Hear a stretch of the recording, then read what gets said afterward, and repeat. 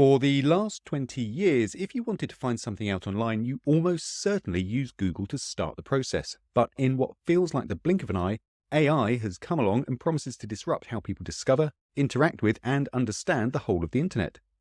Joining me today is Hannah Millist, founder of TwoGether Digital, where we'll talk about how Google is experimenting with AI in its search results and how businesses can get their content to be SGE ready. Hannah, welcome to the podcast. Hello there. Lovely to be here. Great to see you again. Thank Hannah, you. for everyone who's listening, can you just start off with a bit of an introduction to you, a bit of background to you and your career? Yeah, so I originally didn't start off in marketing for my career. I actually was a teacher, a secondary school teacher, and I took a career break to have my children. And then when I started thinking about what I wanted to do next, when they started going to school, I just got really interested in blogging and sort of the online sort of community and the online world. And yeah, one of my friends needed some help because he had dyslexia and he couldn't write the content he needed for his website, for his catering business. So he actually asked me to help. And I had to learn very quickly about SEO, about writing content, how to get that content to rank, the purpose of that content. And actually, um, through that, I just got really enthusiastic about it and just learned more and more and more. And before I knew it, I had several people asking me to do it. And I sort of set myself up as a freelancer. And then eventually it got to the point where I had enough clients that I thought, actually, this is something I really want to push on with. So me and my husband actually to get set up Together Digital together. So, and that's what I've been doing for the last sort of 3 years. And who are the clients that you typically work with now? So I tend to work with more the sort of B2B client. So for example, I work with some client in the non-destructive testing industry, the TIC industry, which is sort of relates to the oil and gas kind of industry. And I've worked with catering companies, I've worked with cleaning companies, I've worked with recruitment agencies, and I have done some B2C, so I've worked with some local electricians and that kind of thing as well. But yeah, but generally it tends to be sort of more towards the TIC industry. I've not heard of that expression before, tick. Testing, inspection, and certification. Oh, I see. Well, there Yeah, you go. yeah. I mean, I suppose regardless of the industry, the principles of search engine optimization remain pretty much the same, don't they? Yeah, everyone needs good content and everyone needs to, be building their brand online and generating leads. So it's all good stuff. Brilliant. Thank you very much. Look, when we spoke before, you were telling me about some really interesting stuff you've been doing, just testing the latest developments in Google's labs, particularly around SGE. Mhm. It's not something that I'm massively familiar with. I'm sure a lot of people in the audience, it's something that's new to them as well. Can you just give a bit of an overview of what SGE is? Yeah, so SGE stands for Search Generative Experience, and it's Google's latest experiment, really, with AI. And the idea is that on search, at the moment, you type in a search query, a list of websites come up. You might get certain features like featured snippet and other different things that Google brings in. But actually, generally speaking, it's like a list of links, and you have to click through to the website in order to find the information, generally speaking. And whereas actually with search generative experience, that'll change. When you go on to Google, you will actually type in your search query, and Google's AI will actually generate a response for you, and that will be presented to you at the top of the page. And only when you scroll down will you start getting the list of uh, websites as we've seen in the past. So it's really, really different. And the way it kind of pulls information and the way it presents that information changes based on what search query you actually put in. So it is really gonna shake things up. It's gonna be it will change the way people use Google, I think. Yeah. Yeah, I can imagine it's going to make a huge difference. Mm. Just thinking about using Google SGE, it's not something that I've tried yet. I don't think it's available in the UK yet. How have you managed to test it? No, no. So at the moment it's in labs, but you can only really, which is you have to kind of get an account and actually, request to have a go. And it's only in certain territories. I think it's still in like the experimentation phase. So you can like get it if you're in the US or in Japan or in India, places like that. But actually in the UK, you can't actually get hold of it yet. And Google's still playing around with it and trying to figure out how to use it and present it to users. Yeah. Okay. So you've created an account and then just, I don't know, tricked Google into thinking that you're based, say Yeah. in the US or Gambia or wherever. Yeah, you can use a VPN to do it, and Oh, then okay. and then you just have to make sure you've got like not a business Google account, but like a personal Google account, and then you can trick it and you Yeah. can have a little bit of a go. Yeah, Oh, but yeah, it's interesting you mentioned so the AI generated results appears at the top, and I think more and more in Google search results there is more stuff appearing above the fold, and that's going yeah. to be adding to it. Um, is there a type of query that Google will present that style of information for, or is it universal? Is it they provide that style of result for absolutely everything? No, I don't think it's going to be for absolutely everything. I think up up until now, really, it's sort of obviously because they're playing around with it, you can't know 100%, but round about 85% of queries are showing an SGE result.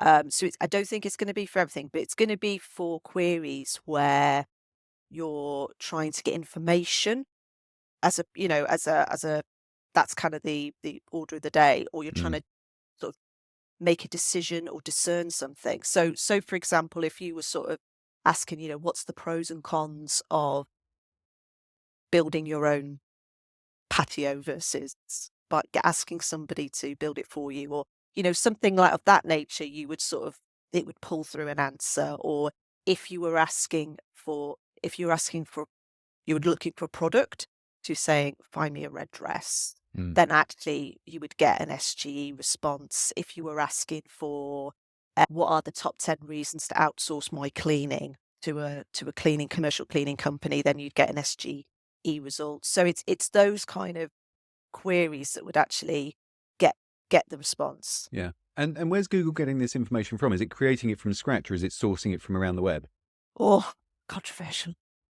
So Google kind of claims that they are using the information out there to then generate kind of the response. And when it's presented to you, it's almost like a very giant featured snippet in a way, like a Mm, huge one. And you then get like a little carousel of websites. Now, Google says that they're not pulling the information directly from those websites, as in they're not copy and pasting the mm. information. But they are websites that corroborate the answer that SG is given. So the wording is very careful. So I kind of wonder if they're worrying about like lots of people, lots of SEO specialists are sort of saying, oh, they're worrying about getting done for copyright. If they're like, Hasn't stopped them so far, though. I know. But I just think I find the wording quite interesting. Yeah. I think, if you kind of look the way it's kind of presented next to the answer, Mm. you kind of you're like, is it from there or is it not? Like, it's not a direct citation. It just and I think some people have done experiments where actually they found that some of the answers they found almost the exact wording on a website that's been pulled through. So I think there's probably there's some tiny bits of copy and paste, but actually it's supposed to be AI generated. So This all sounds very similar to what I did during my GCSE history, yeah, a little bit. changing a few words here and there, just enough to sneak past the examiner. Yeah, I think so. I think that's probably what's going on. Okay, well that's interesting. I didn't realize that they'd provide, like you said, a carousel of websites where I suppose it's corroborating the information, even if it's not just repeating it verbatim. Yeah, yeah. And there's like little chevrons that you can click on Mm, that as you go down the answer, that then provides even more websites that are kind of backing up yeah. what they're saying. Yeah.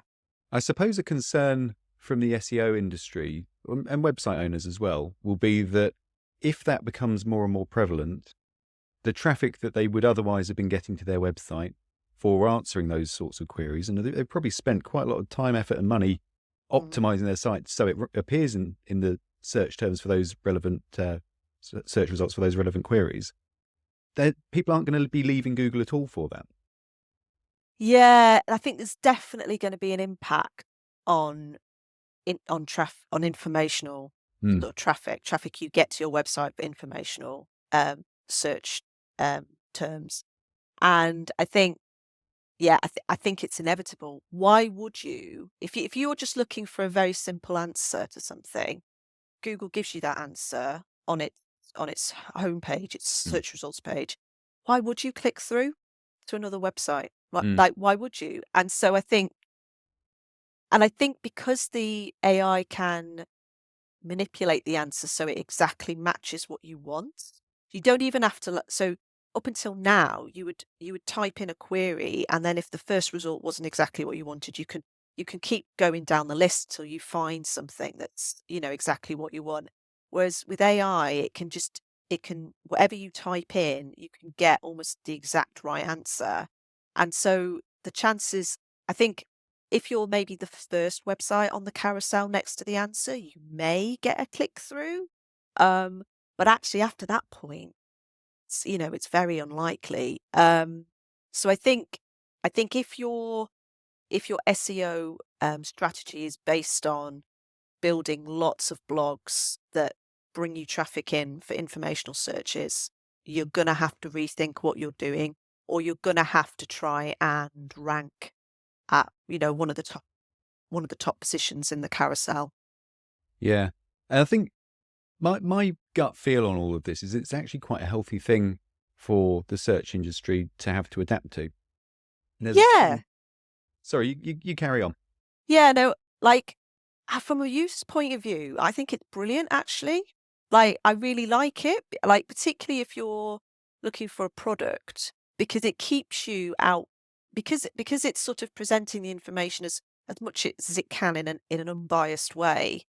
You're not being sort of clicking through to a website and then getting caught in like an excellent sales funnel Mm. where you get drawn down to buying that product, whereas actually if you'd had more time to think about it, maybe that wouldn't have been the right fit for you. So I think if you're a consumer, or if you're trying to really get a broad overview of a topic in as unbiased a way as possible, actually I think it's really good. Yeah. And I think, it's going to save you a lot of time. Like, it does actually do that. And I think, Google did say that was one of the reasons it was doing it was because it wants to give people information as quickly as possible. That is part of its sort of mission. And actually it does do that. So from the user or the consumer's point of view, I think it's excellent. Yeah, I totally agree. And I'm sure we've all had the similar frustrations of looking for a recipe or something similar online. I do it all the time. I look for a recipe, click on the top result, or even it was probably any of the top 3, 5 results or so. It's an exact match and it's really well reviewed and all that. And you're desperate to get to the recipe. And you've got to scroll through pages and pages and Yeah. pages of background story. Oh, I Yeah. remember when my grandmother passed this recipe down to me and she learnt it from her. And I don't care. Tell me Yeah. the Yeah. ingredients, tell me the steps I need to do. And if Yeah. Google can, for all of the other searches that are being manipulated by search marketers in that same way, if Google can strip that out, that's got to be a better experience for the user. But I Mm. also think it's actually beneficial for the industry as a whole, because so frequently I'll see questions. I follow quite a few different search forums, and someone will ask a well-meaning question like, "Oh, yeah, I've got a client and we're struggling to optimize for, I don't know, video production." And then there's a load of responses saying, "Oh, but you've got so much that you can start optimizing for. Start reviewing camera lenses." And I'm just thinking, why on earth would a video production company want to be attracting people who are interested in camera lenses? They're trying to sell video production services, not Yeah. photography equipment. Yeah. And there's so much content that's being produced just because it's going to attract traffic Mm. without any consideration for, is there a commercial reason for that traffic to arrive on our website in the first place? Yeah.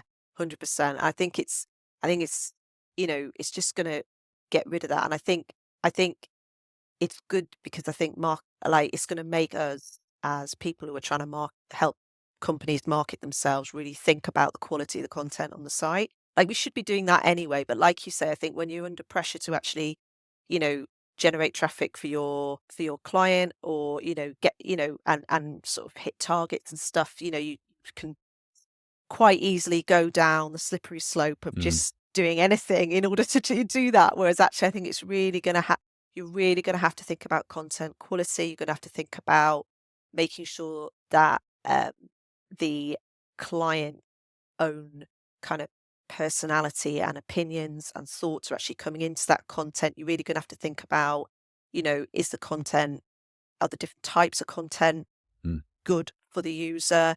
I think the user is going to become front and center a lot more. And I mm. think that's really, really crucial, actually. Yeah. I can't remember, Hannah, if I mentioned when we spoke previously that it's probably about a year ago, I did some experiments using ChatGPT Okay. and Google. So it's kind of like a Pepsi challenge type experiment where there was a search box people could put in a query for, you know, anything, tennis shoes, whatever. And behind the scenes, the app was simultaneously running a query on Google, the local country that they're in, and ChatGPT at the same time. And then it would present the results side by side anonymously. And the user was then asked to say, which one do you feel is a better match for your search Oh, results? interesting. And I think it was about 2/3 of respondents, and there were over 1,500 people tried it. About 2/3 of them preferred the results provided by ChatGPT. Yeah, I know. Interesting. It was very surprising. Interesting. And one of the things that I noticed with the results that were being provided was that the ChatGPT ones, they just weren't being manipulated by marketeers. So lots of the Google search results were for product comparison sites. Often they would favor really super high domain authority websites like Facebook or YouTube.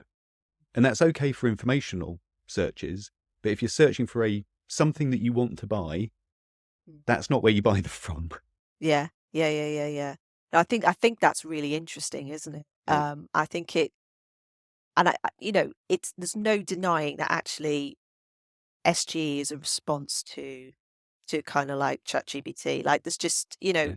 how many times have I been trying to figure something out for a client, and I've looked on search to kind of have a look, and I thought, oh, I just can't, I just can't find what I need. And so you go to ChatGPT and you type it in there, and it can kind of, not always, but lot of the time actually get you a lot closer to what you need. And Mm, I think there's no denying that this is a reaction to that, and actually hopefully will stop a lot of tricks that are being played, I yeah. think, to manipulate the results. Yeah. And I know my own behavior as well. In the space of a year, it's gone from I will use Google exclusively for any sort of search query. I might go out to my social network as well for recommendations. But if it's just a sort of early stage informational search using Google only, to now it's okay, I'll start with Google.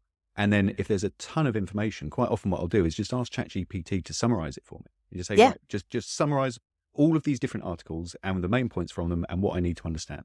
yeah, Or what's yeah, the expert consensus on this particular problem? And it will yeah, do it in a couple of paragraphs, and it's bang on. It's yeah, really, really helpful. So yeah. it feels like more and more. I mean, it feels like it's going to be inevitable that SGE is just integrated and rolled out into Mm. the search results for queries. In the experiments that you've been running, have you noticed things that people can influence on their websites so that their content is the content that's being featured and referenced?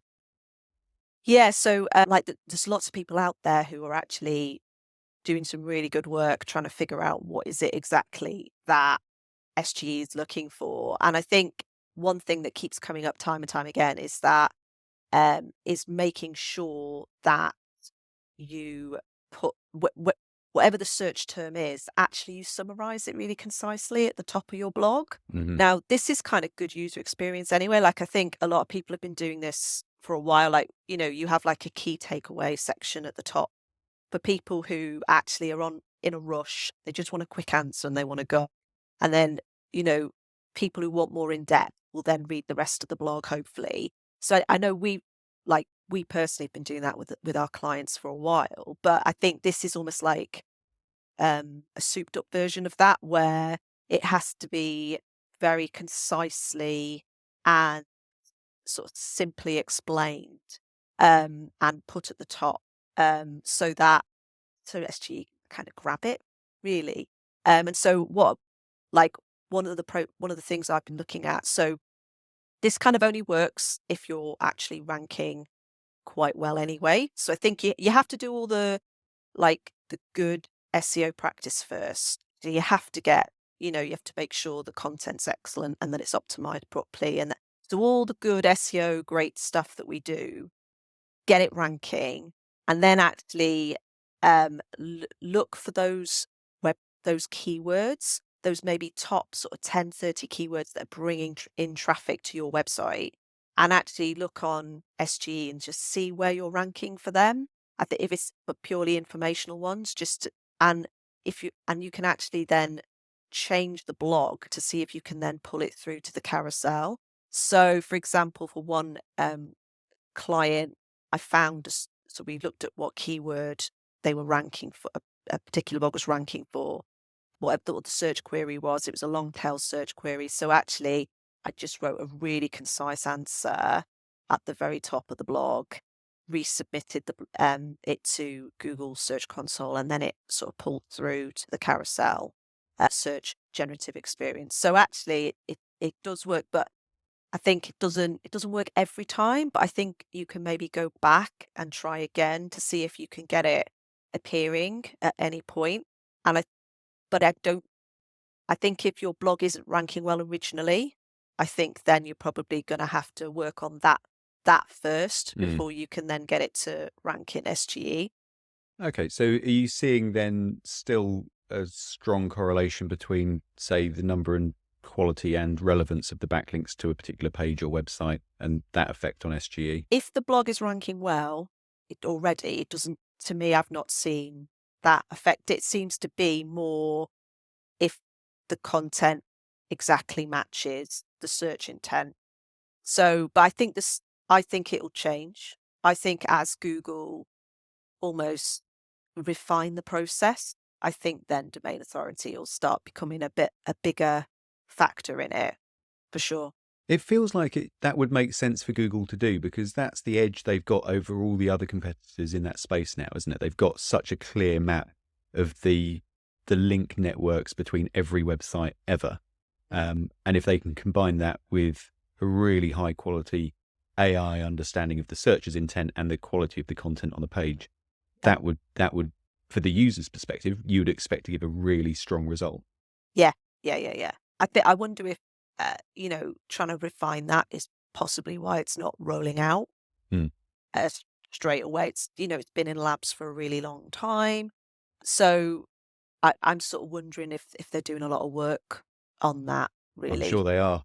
yeah, I'm sure there's a lot of very smart people working on it night and day. yeah, But it's going to be a fast-paced environment to be involved in, and I'm sure whatever we optimize for now, in a year or two's time, there'll be new tricks. There'll be people like us trying to manipulate the rankings, and Google will get wise to that and change things all over again. So I suppose one of the principles of SEO at the moment, and probably throughout time, has been see what is working for you and your competitors, and just do it better. And that's yeah, going to be no different to SGE either.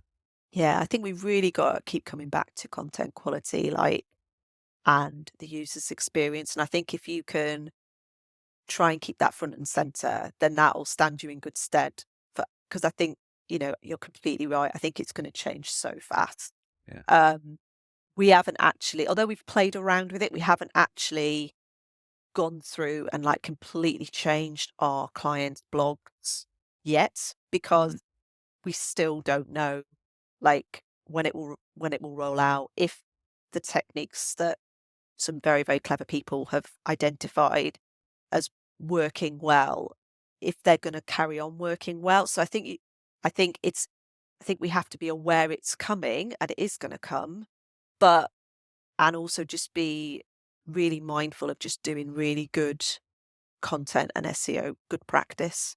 Yeah. And I suppose if you have been super reliant on organic search for how Mm. you capture demand for your business at the expense of everything else, maybe start diversifying where you're getting that traffic from now as well.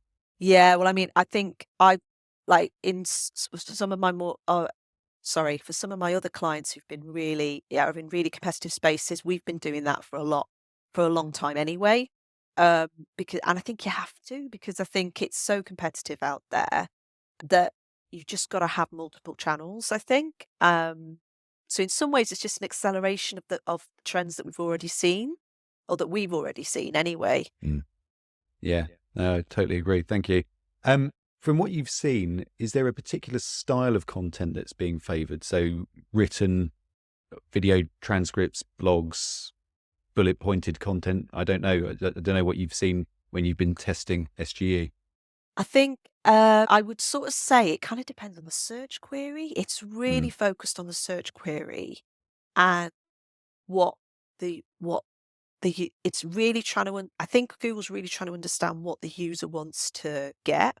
So I think rather than just sort of saying, "Oh, definitely, always blogs," or Mm. actually, I think increasingly we're going to have to really think carefully about the intent of search and what content would be best for the user to get that information. I think obviously the search generative experience, it pulls on blogs at the moment to actually create that answer. So, it needs that to understand it and understand what the answer would be. But for sure it brings through, because it sort of it kind of brings through different modules, so it can pull through a bit like now, really. It pulls through relevant videos, and it pulls through relevant images, and but it's with the images, it'll combine it into the AI response. So I think again, it's just going back to that search, the intent behind the search, Mm. really. I Okay, that makes sense. Hannah, before we wrap up, is there any sort of parting words of guidance or advice that you want to give everyone? think make sure. Well, I think if you're an SEO practitioner, if you've got clients that you're trying to support with SEO, actually, number one, just make sure you kind of know that what it's going to be like. Keep abreast of how it might be presenting itself, and then actually just make sure you inform your client that it's coming. Make sure you develop a bit of a process as to how you're going to tackle it. Like, we haven't jumped on it. Well, we've obviously done a few experiments, but we've not changed anything yet massively across our client sites, because we just don't know when it's going to come, whether what worked at one point is going to work in the future, or so we're just trying to prime ourselves to be ready, really. So that's kind of what I would say at the moment, because it is going to come. It's just a case of when. It's inevitable, isn't it? Yeah. And I think that guidance is a brilliant point to end on. Thank you so much. I mean, it's a really interesting topic. It's a really interesting space to be in, and it's changing at such a fast pace. Yeah. Hannah, thank you so much for sharing all of your knowledge on that. It'd be great to have you on again at some point in the future when we know a little bit more about how it's impacting websites. Before Yeah. I let you go, I am asking everyone for a book recommendation that they think everyone in marketing should read. What's Yeah. yours? So it would be the first book I read on marketing when I was really getting into it, as and as working as a content creator for my catering company friend. And it's How to Get to the Top of Google by Tim Cameron Kitchen. So he's my professional idol. I think he's awesome. So yeah, read that book. It's brilliant. I wonder how many of the principles still apply from when you first read it. I bet it's most of them. Yeah, when it comes to just doing really good SEO and creating high quality content, it is, yeah, it's brilliant. And I think that's what we need to keep coming back to. It's just high quality content that is answering the user's query. Brilliant. Thank you. How can people connect with you after the show? So I'm on LinkedIn, and you can also send me an email to my company website. And that's TwoGether, so TWO gether-digital.co.uk. It is, yeah. I'll include links in the show notes. Brilliant. Thank All right. you. Thank you, Hannah. Thanks, everyone. Thank you.